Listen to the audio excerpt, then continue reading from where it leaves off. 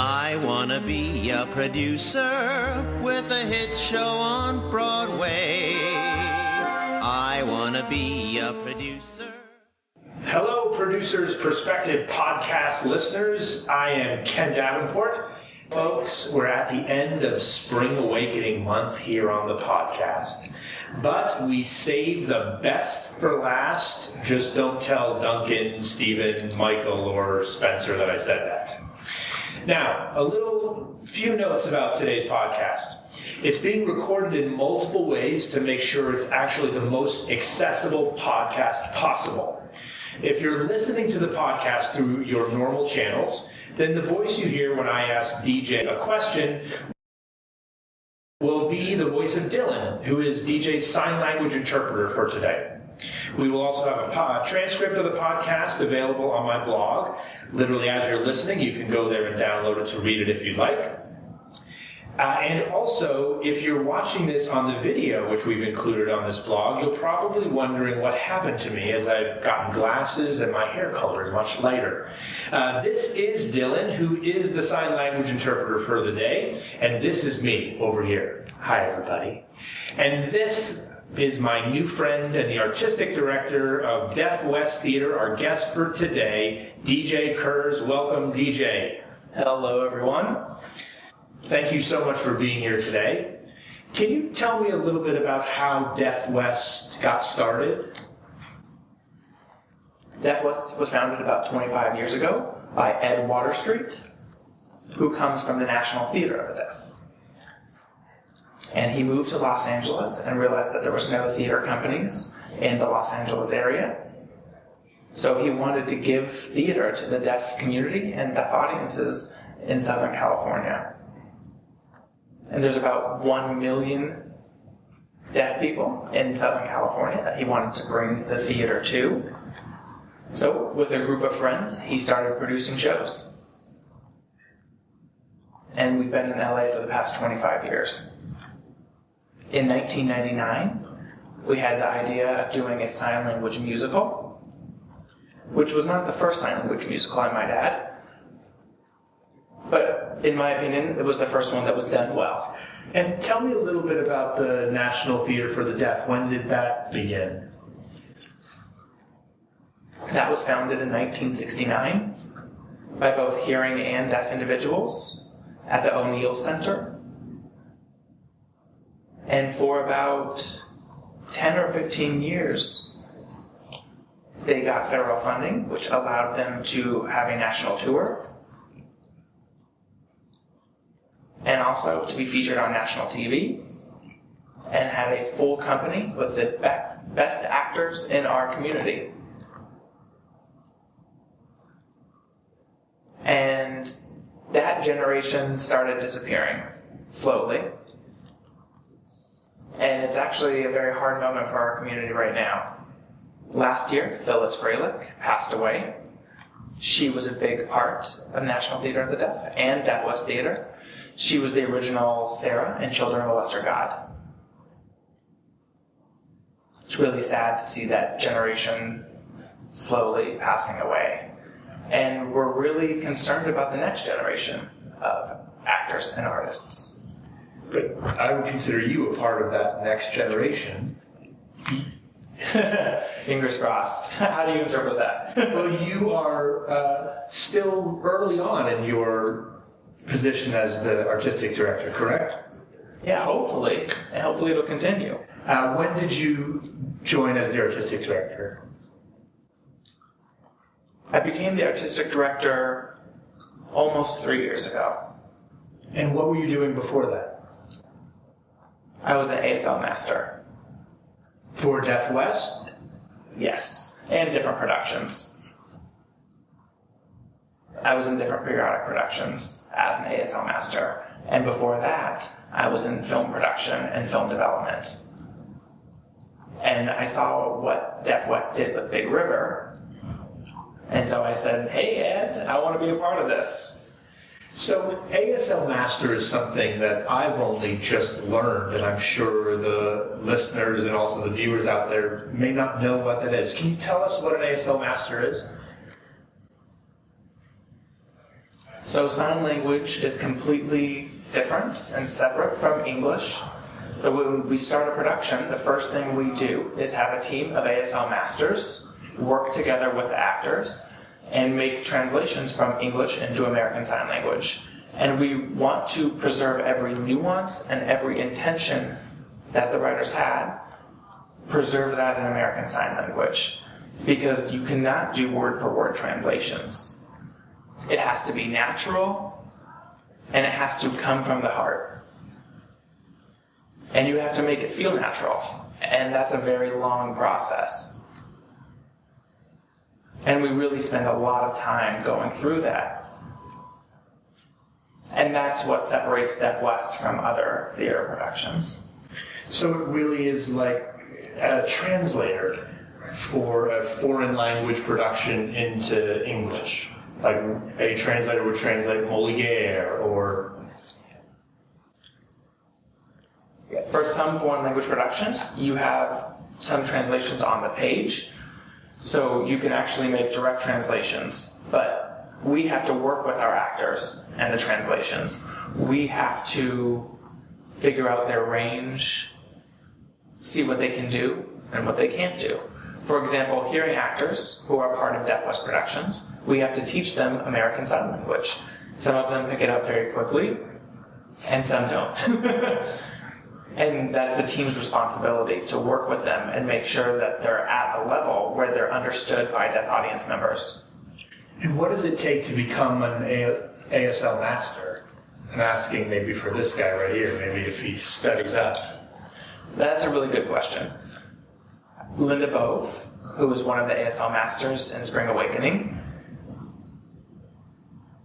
she has been working in this field for 40, 50 years, dare I say? I don't know if she's that old. I think what she brings, she's a native speaker of American Sign Language. She's from a deaf family, and she's been signing since birth. She's very aware of what the audience sees, and when deaf people come into the theater, she understands what their experience should be like. She doesn't want the audience to misunderstand or miss anything in the show. So we work very hard on making the show feel normal. It's by trial and error, I have to say. Some plays are very easy to translate, and others are not. Stephen is not very easy to translate. It's very abstract. It's very poetic. And it's open to interpretation. Luckily for us, he wrote the book that explained to us the lyrics, the dialogue, and that really helped us so much when making the translations. It gives us context and background to what's being said. And fortunately, we have him in the room. So when questions come up, we're able to ask for his input. It's a very beautiful process. And it's very enjoyable for me to see it on stage. For me, personally, as a deaf audience member. You hearing, me being deaf, we're seeing the same show, but through two different sides of a prism. Well, it's just as beautiful to watch for me, I think, as it is for you, and that's something that I've been so struck with since I saw the show in Los Angeles. It's beautiful. It's sign language that I've never seen before. You can tell that there's a real art behind it. Let's get back to you for a second. So, was Big River your first taste of theater, or what was the first production of theater you saw? So I grew up in Southern California, and fortunately I had Deaf West in my backyard. So I saw my first Deaf West show when I was in the 7th grade. My parents made sure that I saw every Deaf West show thereafter. And I think that early exposure to theater helped me to be where I am today. I'm very passionate about exposing young generations to theater, to give them the same experience that I had growing up. When I went to Gallaudet University, I wanted to major in theater and TV production, But my parents said, no way, you're never going to get work in that field. So I became a business major. And after graduation, I went to work in .com industry, and I didn't like it. So I moved to LA. And I became a script reader for a film production company and worked in development for a while, for about 5 years. And at the same time, I was trying to get a deaf film made. And it was really hard. The film industry, there's so many cooks in the kitchen. And everyone has their own opinion. And they're all very star-driven. So for me, I couldn't have hearing people playing deaf actors or deaf characters. So it was a very frustrating process for me. So when I saw Big River, I thought, whoa, this theater did what I wanted to do. They put deaf and hearing people together on a large scale, on a national stage. And they made the hearing world understand our language and culture in a new way. And for me, that's the power of theater. I'm a theater geek, I have to say. I've always been. But I never really thought about it in terms of comparing it to film and TV. It's much easier for deaf people to succeed on the stage as opposed to the screen. And another thing is that sign language is 3D. So it's nice to see it in person rather than through a 2D medium. And do you think it's better suited for stage than film purely because of the business aspects and the three-dimensional? Is there anything else that makes it better for the stage? I think, for example, ASL and music, and the ASL musicals are still in their infancy. I think it's the art form that's waiting to be discovered. Alex Wise, who's in the show, Spring Awakening right now, told me one thing the other day. He's been in a lot of musicals, and he's never known what to do with his hands. Jazz hands, I guess. So for him, being in this production, he said everything finally came together. He was able to fully express himself through his hands and using his voice at the same time. And for me, that's a beautiful thing. We're not elevating the form of sign language musicals, but also musicals in general.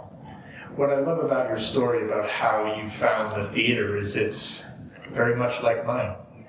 My parents got me involved with the theater when I was a little kid. They wanted me to go to law school, and I was a theater geek myself. It happens the exact same way, whether you're hearing or deaf. And we, of course, count on our parents. My mission statement, just like yours, is to try to get more and more young people to the theater. So let's talk a little bit about your responsibilities as the artistic director. So what do you do on a day-to-day basis? I try and get plays made. Try and find money. And I babysit a lot. But also a large part of my job is education. As you've seen in our process, I'm always trying to make sure that things are done right and that they're accessible so that deaf people and hearing people are valued equally and have equivalent experiences. And my first responsibility is to the deaf community. I want to make plays that they want to see. And sometimes hearing people want to see those shows too. But really, I try and follow the spirit that Ed Water Street set. When he moved to that area that had no sign language theater company, he knew something had to be done about that. So that's what I try and do every day. At the same time, Deaf West's mission is to build a bridge between hearing and deaf communities. So I try and do that too. How do you choose your plays? What's the criteria? So the first thing I think about is, will it be interesting for deaf audience members? Will deaf people want to see this production? And when I think about the play, I think of how we can execute the play in an interesting way. When Ed did Deaf West's first play, he put the voice actors in the control booth. And hearing people had to listen through infrared speakers or headsets. And later, the hearing actors found their way onto the stage. And for some reason, it made the productions better. There's a lot of interesting tension between deaf and hearing actors and artists, and the audience feels it. And the hearing actors bring their A game and compliment the deaf actors and kind of encourage them to come to a new level. It's a beautiful process when you have two languages and two cultures coming together in one production. I think that doesn't happen anywhere else in real life, where both hearing and deaf people are working together to create something. I think for that reason, ASL theater is very special. What was that first play that Deaf West did?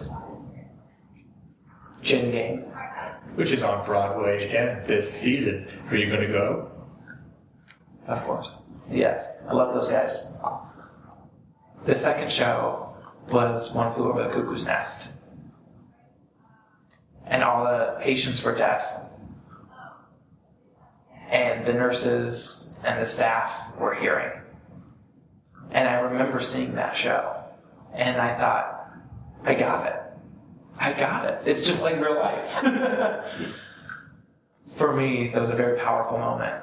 Yeah, I just got that too, just by you describing that to me. When the podcast is over, maybe we'll talk about moving that to Broadway, because that sounds like an amazing production for sure. Where do you find the actors for your productions? Are they all based in Los Angeles? Are they from around the country or around the world? So when we did the show about a year ago, we knew we didn't have enough deaf actors in LA. So we decided to do open submissions via video. And so we made a video saying, hey, we're going to produce Spring Awakening. And we got submissions from all over the world. At the same time, we also had auditions in LA and found some great actors through agencies. And we also got video auditions from people who live in Washington, D.C., Texas, and we had to judge them and analyze them based on that video alone to see if they were good enough to bring to LA. And thank God those people are still in the show.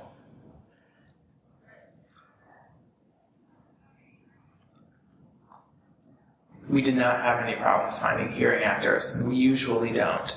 There's plenty in LA, as you know. But in terms of deaf actors, there's a limited pool. First of all, there's not enough opportunities for deaf actors, so deaf people aren't usually motivated to enter the field. For me, that's a reason that it's extremely important for Deaf West to create more opportunities for deaf actors. And by doing that, we're not only giving them work, but we're showing them how to do the work. So tell me a little bit about how Spring Awakening started. How did it come about? So Michael Arden and Andy Mintus, we had coffee one day, and they said, we want to do Spring Awakening. And I said, are you kidding me? The national tour just closed. It's too soon. But I came home, and I remember what they said about the show being about communication. And I remember the first scene in the show where Venla is asking her mother, how are babies made? And for me, it clicked. It all came together. Deaf people don't learn the birds and the bees from their parents. They learn it in school from their peers. And that experience of navigating the world without strong adult guidance is very common among deaf community members. So everything clicked at that moment. And all of a sudden I was really encouraged to do the show. Also, I brought up to Michael about deaf history and how at that period was a very dark time in deaf history. And so in our process, we developed the concept of doing Spring Awakening, where it's clear who's deaf and who's hearing, and trying to figure out how to put them together in the best ways possible. And through the workshop process, we found more things. One of the things that was very exciting from the beginning was Michael's commitment to making this a visual musical through choreography, through Spencer and his beautiful choreography. Not only do we feel it, but we see the music as well. And for future productions, we're going to add more projections to our shows, because I think that really enhances the experience of music. You talked a little bit about how the first few scenes of Spring Awakening affected you personally, about kids learning the birds and bees from their friends, which I assume is how you learned in a way. Did you go to a school for just deaf kids or for hearing and deaf children? So I was mainstream, so I went to a school for hearing and deaf kids. But I was fortunate that I had deaf parents. So I grew up with more adult guidance than most deaf people do. But at the same time, I was still afraid to ask them and learn the birds and the bees from them. As I was growing up, I remember feeling that I don't really belong in this world. And that experience of being alone and learning as you go, that's something that you see in the show. The father scene with Moritz, which is completely silent. There's 2 deaf actors on stage, and you don't even have to bother reading the captions. You still understand what they're talking about. Our experience is universal. We're more alike than we think. And in the deaf community, our communication issues are magnified on the surface, but deep down, we also try and connect with other individuals. And so we're constantly navigating. And I think Spring Awakening really helps us bring our language and culture to a focal point. So Spring Awakening is now on Broadway. What does that mean for you and the organization? Are you excited about it? Are you nervous? I'm not nervous. I have confidence that it's going to work. I'm grateful. And I'm thrilled. For me, the most important thing is to be able to put deaf actors and sign language on the national stage. I think through the power of art, we can educate others about who we are, and the fact that the only thing that separates us is language. At the heart of it, I'm also an activist.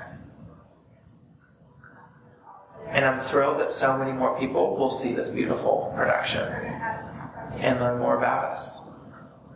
Thank you for making that possible. So what's next for Deaf West after Spring Awakening? Do you have another production planned? Ooh, I'm afraid to tell you. Don't judge me. No, actually, we have some new musicals, and we have some adaptations in mind as well. We also have our regular program in LA, and we'll continue doing shows at our home theater. But again, I'm really motivated by this experience of transferring Spring Awakening from a small theater in Los Angeles to Broadway in under a year. So I think we're going to do more musicals, and I hope that you like them. And what are your dreams for the organization and for Deaf West? Where do you think it can be, should be in 10 years from now? Hopefully it'll be easier for us to do our work. We're a very small organization. You would laugh when you see our budget. But hopefully we'll grow our organization, and we can do more productions, and we can do more good work that we've been doing.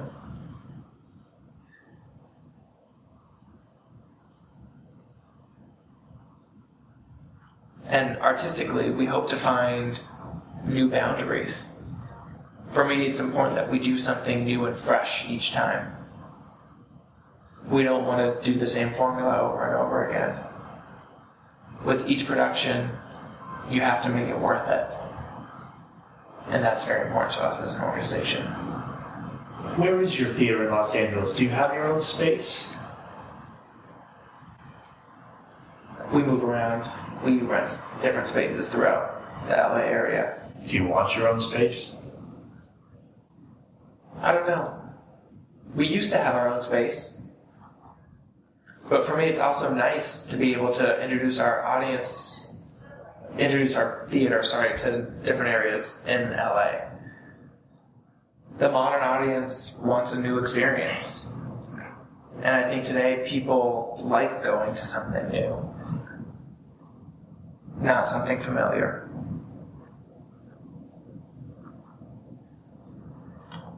I think people like to be able to Instagram part of the community that they're going to. And I think that experience itself is very important to deaf people. They're not only seeing the show, but they're getting a new feeling for the area and the seat. I would like to do more site-specific stuff as well. That's a very interesting answer to that question that I was not expecting. I think if you ask most artistic directors today if they wanted a space, they would say, of course we want a theater. But what you just brought up, I think, is fascinating, which is today's changing audience may actually want a different surrounding every time they see a show. Maybe I'm wrong. I should mention. We did have subscribers, and we had a full... We did have subscribers, and that didn't really work well for us. I don't know why. Maybe today's audience has changed. And that didn't really work well for us. I don't know why. Maybe today's audience has changed. It was his vision to do this production, and he thought it might be done well in a church. It was his vision to do this production. And still to this day, I'm disappointed that we didn't do it in a church. We were this close, but it didn't happen. And still to this day, I'm disappointed. I would love to do that kind of thing more. We were this close, but it didn't happen. I think today's audience would love to do that kind of thing more. Higher expectations. I think today's audience has, those are my 2 cents, higher expectations. It's different today. Those are my 2 cents. I think you're right about today's audience. I think they look for something totally different in their theater, and certainly part of that is because of technology, as you mentioned, Instagram. I want to ask you, you and I are about the same age, and certainly we've seen a lot of changes in technology, which I have to imagine have affected the deaf community even more than me. What has it been like to watch all of this technology, from texting to email, come to life for the deaf community?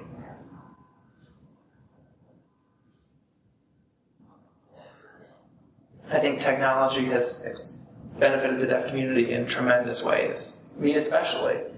I'm the artistic director of a company without a full-time interpreter. We email each other all the time.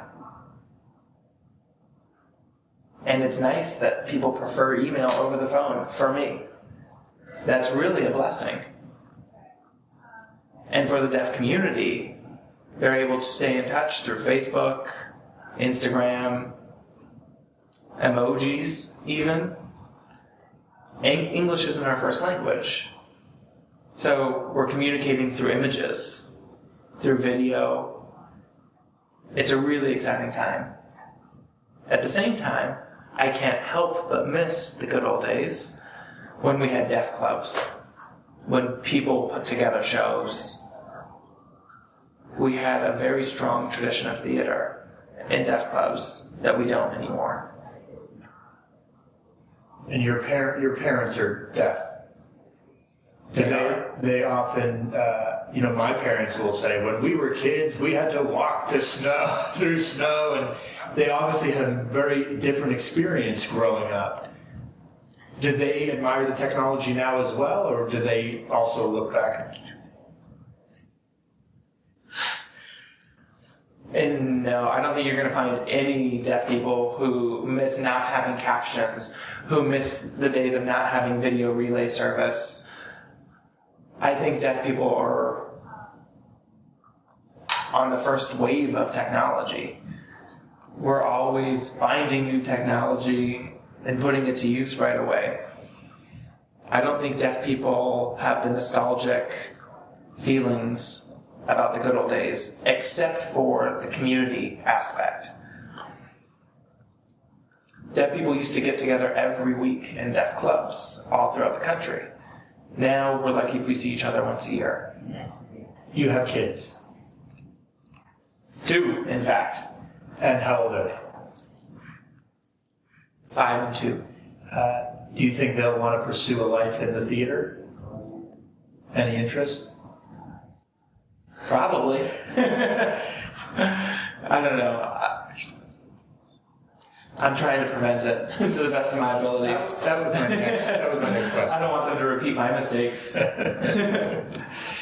What would you say to other kids out there who are deaf or have a disability or somehow feel like they don't belong in the theater or in arts? What would you say to them right now, even though it may be more difficult for them to find work, as you said, for deaf actors?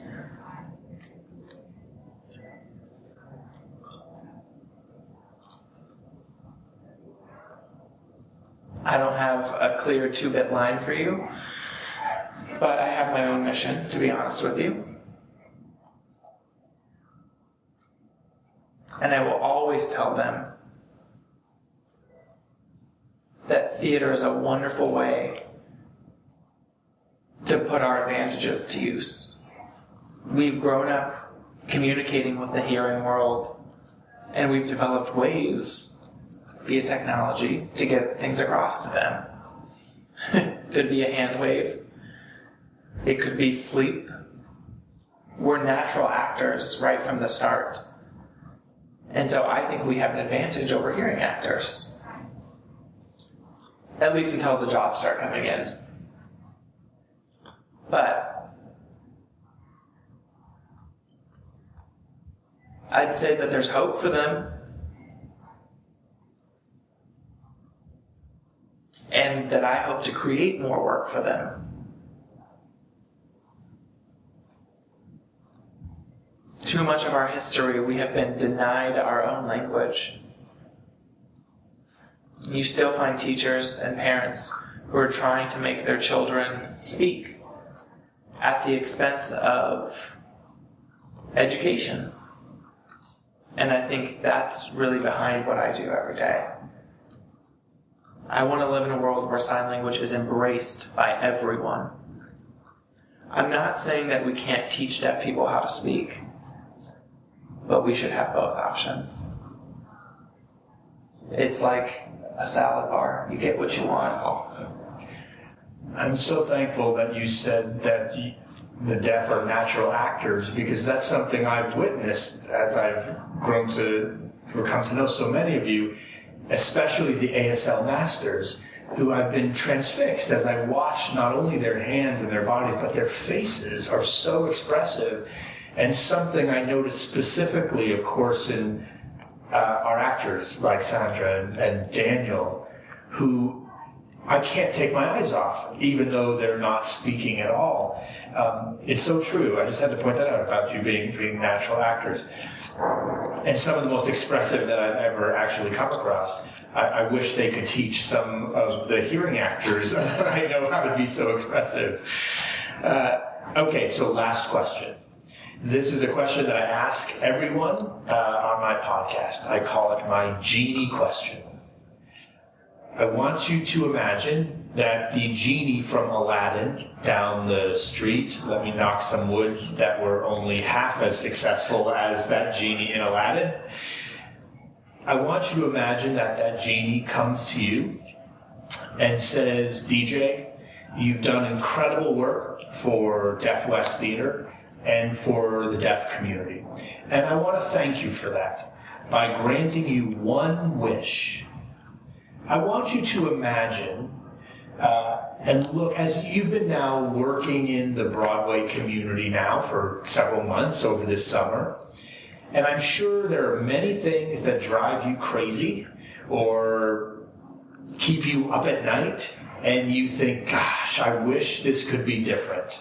I wish Broadway could change. I wish it could do one thing different. What's the one thing that you would ask this genie to change with a snap of a finger?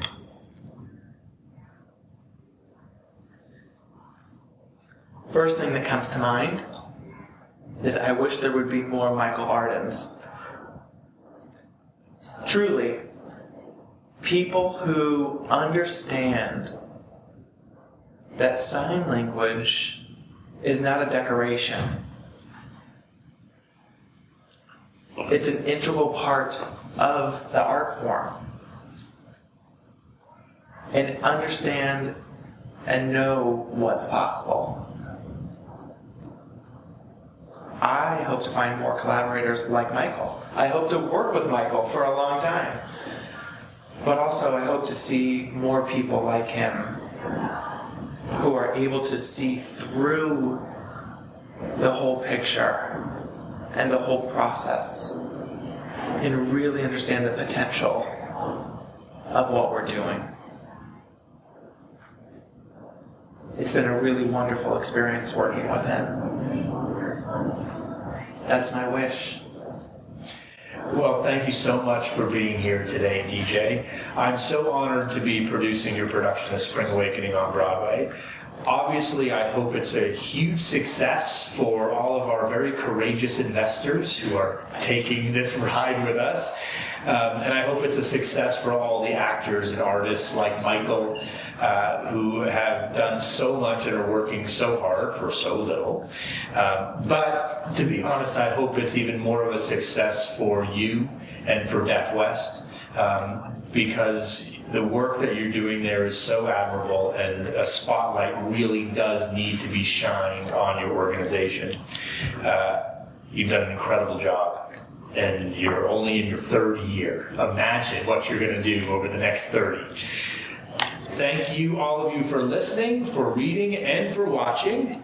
I'm Ken Davenport. We will see you next time, but don't forget, Spring Awakening month may be over, but Spring Awakening still plays on at the Brooks Atkinson Theater through January. Go see it. DJ and I both promise you'll have a great time, right, DJ? Definitely. Thanks again, everybody. See you next time.